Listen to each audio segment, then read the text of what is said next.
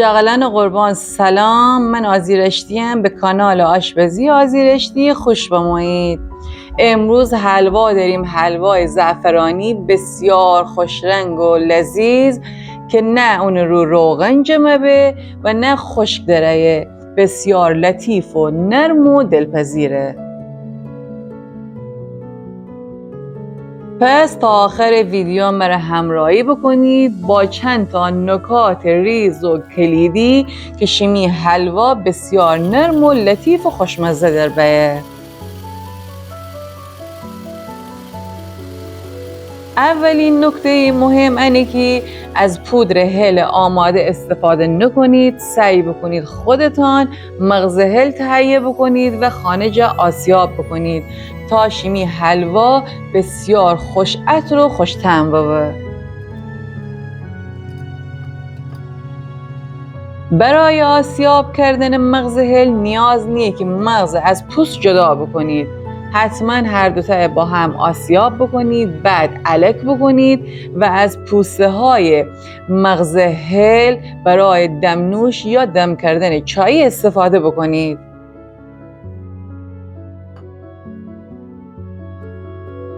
نوبتی هم به نوبت آماده کردن شهد حلوای زعفرانیه.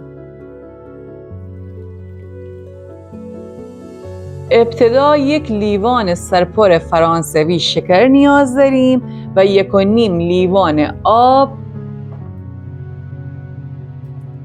و مهمتر از همه زعفران که سعی بکنید زعفران دست و دلبازانه استفاده بکنید. پودر هلم که آماده کردید 1 قاشق مرباخوری بهش اضافه کنید. جاقلان چون حلوا زعفرانی سعی بکنید از زعفران مرغوب استفاده بکنید. حالا شهد روی حرارت به مدت 5-6 دقیقه قرار دیم تا شکر آب و نیاز به جوشیده شده نیه. جاقلان برای درست کردن شهد حتما باید از گلاب استفاده بکنیم. 1/3 لیوان فرانسوی گلاب به شهد اضافه کنید. سعی بکنید از گلاب 2 آتیشه استفاده بکنید که بسیار خوش عطر و بویه.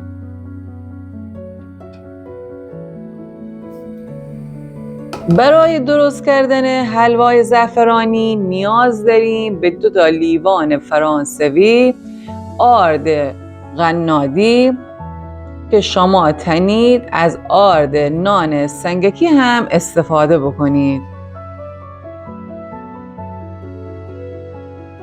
ولی با آرد شیرینی‌پزی یا قنادی شیمی حلوا بسیار نرم و لطیف داره. بعد از اینکه آرد خوب الک بگودید روی حرارت ملایم قرار بدید و مدام هم بزنید تا شیمی آرد از خامی در بیه و عطر خوش آرد بلنده به.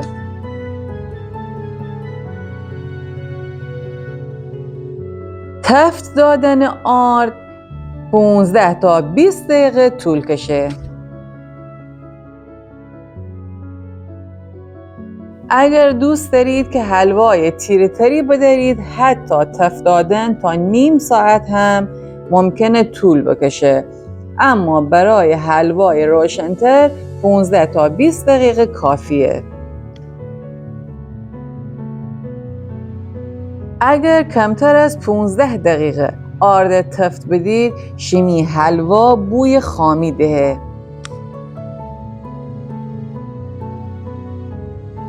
معمولاً قدیمیان ترجیح دهد که از آرد نان سنگکی استفاده بکند.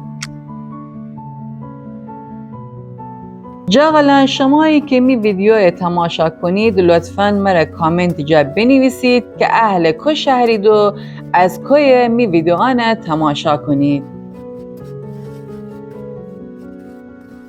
جاقلان اگر دوست بدارید حلوای شیر رو هم آموزشش شماره 9. حلوای شیر با استفاده از شیر محلی و کره محلی تهیه که بسیار خوشمزه و لذیذه.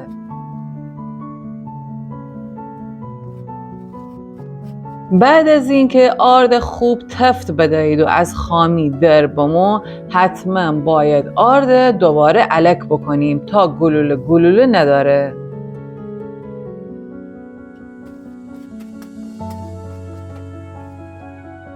جغلن گفتن ره حلوا چکودن خیلی راحته، فقط نیاز به شیمی صبر و حوصله داره. تا بتونید از روی عشق ایت حلوای زعفرانی بسیار خوشمزه چکنید.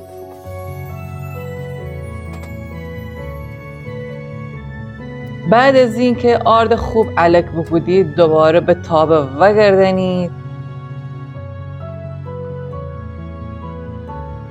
دوباره حرارت گاز ملایم بنید.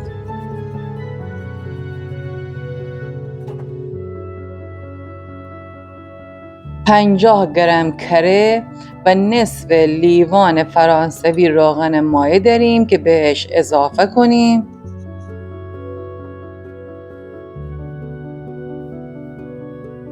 آرد با روغن و کره به مدت 10 دقیقه قشنگ سرخ کنیم تا کره و روغن به خورد امی آرد باشه.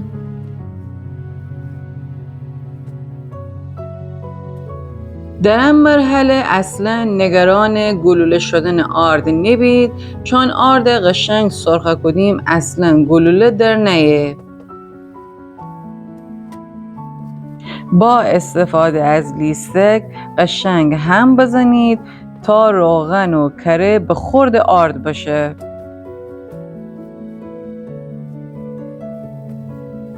جاغلن اگر تا از آموزش راضی بید، لطفاً سابسکرایب بکنید، لایک و کامنت بکنید، مرا به شیمی دوستان معرفی بکنید. شیمی لایک و کامنت باعث دلگرمی من برای آموزش‌های بعدی.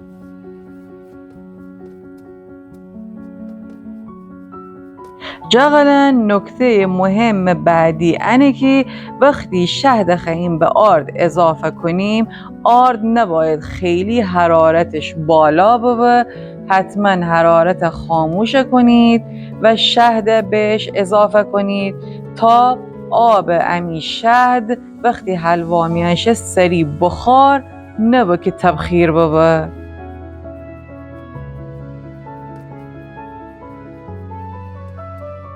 سعی بکنید شهد در چند مرحله به آرد اضافه کنید.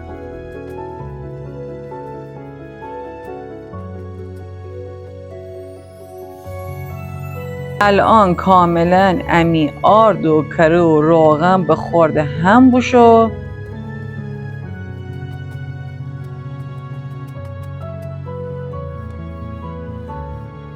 جاغلن حتایی که دینید از روغن یا کره اضافی استفاده نوسته، شهد کم کم به همین حلوا اضافه کنیم تا قشنگ شهد به خورد آرد باشه.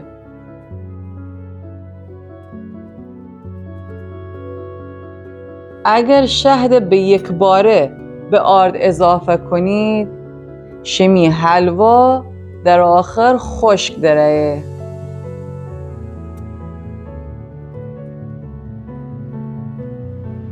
جاغلن چون در شهد از پودر هل تازه و گلاب دو آتیشه استفاده بکنن و همچنین زعفران، عطر بسیار خوشیه بلنده بسته. هر چقدر از عطر بوی ان حلوا شما رو بگم کم بگفتم.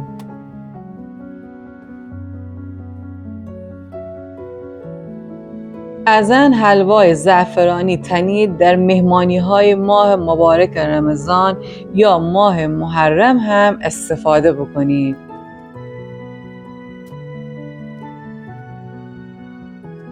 بعد از اینکه همه شهد به آرد اضافه کنید با لیستک قشنگ هم بزنید تا شهد به خوبی به خورد آرد بشه.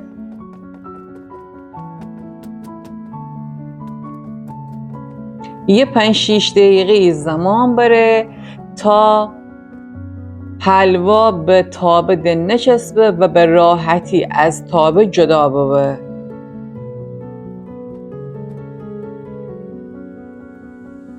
فکر کنم تا الان متوجه باشید که همین حلوا چقدر نرم و لطیفه.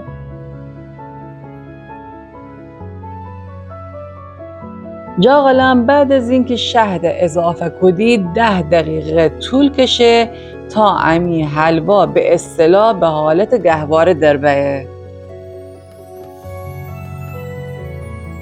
گهواره شدن حلوا یعنی اینکه به راحتی از تابه جدا به و ده حالت چسبندگی نداره.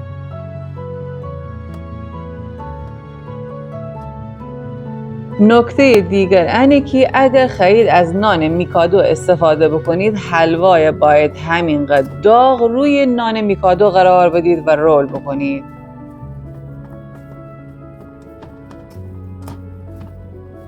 جاقلا الان که به حالت گهواره برسیم امی حلوا ده آماده. حلوا تا داغه یا باید قالب بزنید یا از ماسوره استفاده بکنید و یا اینکه در بشقاب مورد نظر دو کنید و مثل من با قاشق شکل بدید.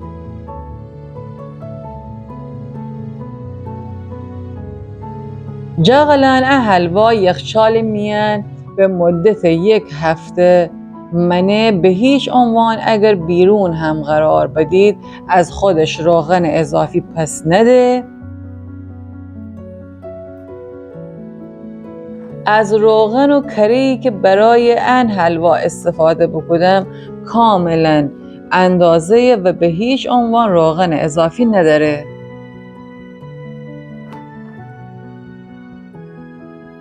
در درست کردن حلوا سعی بکنید که حتما از روغن و کره با هم استفاده بکنید. اگر از کره خالی استفاده بکنید باعث سوخته شدن حلوا به.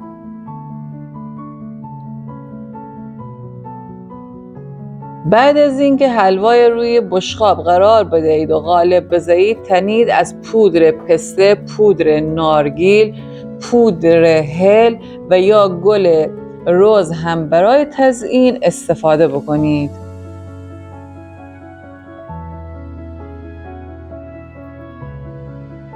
به به شمر نوستن ننید عجب چیزی بوستو.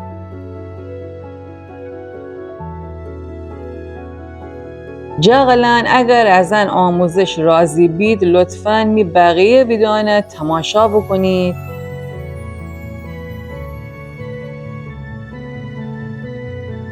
امیدوارم که شما هم از این حلوای زعفرانی چک کنید و از خوردنش لذت ببرید.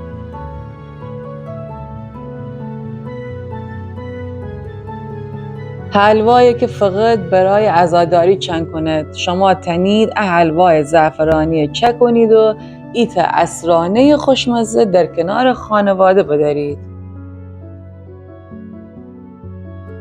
شیمی جان بلمی سر